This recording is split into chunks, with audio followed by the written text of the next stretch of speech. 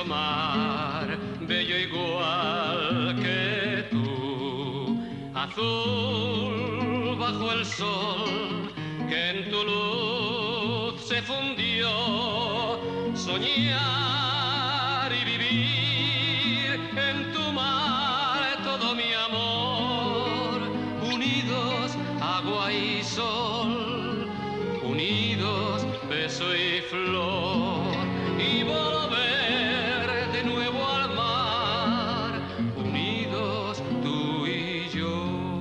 Antonio, tengo que hacer unas cosas urgentes. ¿Por qué no vienes conmigo antes de irte?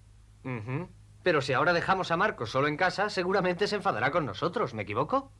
¿Qué dices, Marco?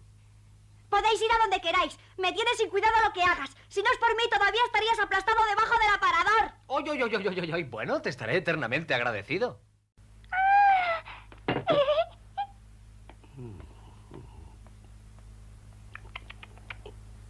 Excelente. ¿Qué? Marco Rossi, ¿bebemos un buen trago? Señor, yo no... Te hará bien un poco de vino, ¿no crees, Fiorina? El vino nunca hizo daño a nadie.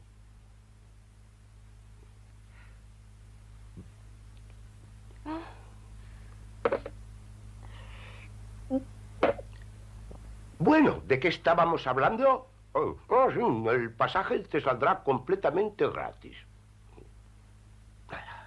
¿Y te ha dicho alguien que en la Argentina ya nadie roba el ganado ni los caballos como sucedía en los tiempos antiguos? Pues eso es una señal de la riqueza y de la abundancia con que allí vive todo el mundo. En una palabra, hay tanto ganado y tantos caballos que corretean libremente por la pampa sin que nadie se ocupe de ellos. Y ahora quiero una naranja que sea buena. Muy bien. A Medio le gustan mucho, ¿verdad? Estas son muy dulces. Toma, te las regalo a Medio. Muchas gracias. ¿Te la comerás entera? ¿Has tenido noticias de tu mamá, Marco? ¿Noticias? Es verdad.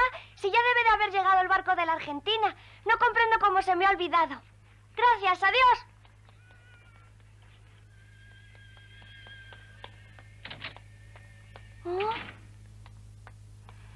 ¿No está la señora Gina? Ha salido un momento. ¿Sabe si ha llegado el barco?